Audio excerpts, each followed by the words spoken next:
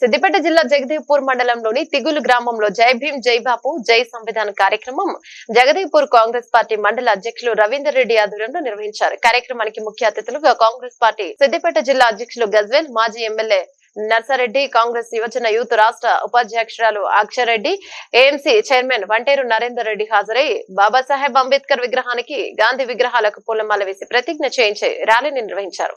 ఈ సందర్భంగా వీరు మాట్లాడుతూ రాజ్యాంగాన్ని మార్చడానికి బీజేపీ ప్రభుత్వం కుట్ర చేస్తోందని, అందుకే జై బాపు జై భీం జై సంవిధాన్ చేపడుతున్నామని తెలిపారు. కాంగ్రెస్ ప్రభుత్వం అధికారంలోకి వచ్చిన తర్వాత బీసీలకు 42%, ఎస్సీలకు 18 రిజర్వేషన్లను ఇచ్చిన ఘనత కాంగ్రెస్ ప్రభుత్వం దన్నారు.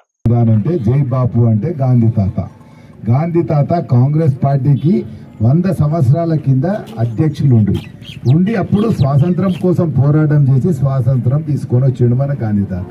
అందుకోసమే జై బాపు అని.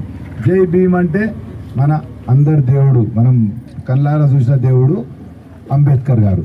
మనకు స్వాతంత్రం వచ్చిన తర్వాత మరి దళితులు, బలహీన వర్గాలకు ఏ విధంగా పైకి తీసుకురావాలనే ఆలోచనతోని అప్పుడున్న మేధావులలో అంబేద్కర్ చాలా బాగా ఎక్కువ చదువుకున్నాడు, మేధావి. ఆయన చేతుల రాజ్యాంగం రచిస్తే బాగుంటుందని అప్పుడు ఆయనకు పెద్ద పని అప్పచెప్పాడు. ఆయన అందులో రాజ్యాంగం రచించిండు. ఒక సర్పంచ్ 5 ఏళ్ళు ఉండాలి, ఎమ్మెల్యే 5 ఏళ్ళు ఉండాలి, బీసీలకు ఇంత రిజర్వేషన్ ఉండాలి, దళితులకు ఇంత రిజర్వేషన్ ఉండాలని ఆయన చెప్పిన ప్రకారం ఈ 75 సంవత్సరాల నుంచి మన భారతదేశం అంతా కూడా నడుస్తుంది. మరి ఆయన బాటలో మనం నడుస్తుంటే ఇప్పుడున్న కొన్ని పార్టీలు, ఇంతకు మొదలున్న మన కేసీఆర్ గారు ముఖ్యమంత్రి ఉండ్రి, ఆయన ఏం చేసాడు, మనకు రిజర్వేషన్స్ అవసరం. అవసరం ఉంటాయమ్మా, చదువులు అవసరం ఉంటుంది, ఉద్యోగాలలో అవసరం ఉంటుంది. ఆ రెండు కూడా తీసేసే ప్రయత్నం కేసీఆర్ చేసాడు. ఏ విధంగా ప్రైవేట్ యూనివర్సిటీలు తీసుకొచ్చిండు. మల్లారెడ్డి యూనివర్సిటీ, అరోరా అని ప్రైవేట్ యూనివర్సిటీలో రిజర్వేషన్ ఉండదు. బీసీలకు కానీ ఎస్సీలకు కానీ వాళ్ళకి సీట్లు ఇయ్యరు. ఏమున్నా పైసలు ఉన్నోనికి ఇస్తారు, లేకపోతే అట్లా. ఆ విధంగా రిజర్వేషన్ తీసే ప్రయత్నం మన కేసీఆరే మొదలు చేసిండు. దానికి తోడు మన అమిత్ షా మన పార్లమెంట్ సాక్షిగా అంబేద్కర్ ఎందుకంటారు, శ్రీరామ్ అనుర్రి, ఏదో అనుర్రి అని అవమానించిండు. ఈ విధంగా మరి ఇదంతా అవుతుంటే మా ఆల్ ఇండియా అధ్యక్షుడు రాహుల్ గాంధీ గారు ఒక 2 సంవత్సరాల నుంచే పోరాడుతుడు.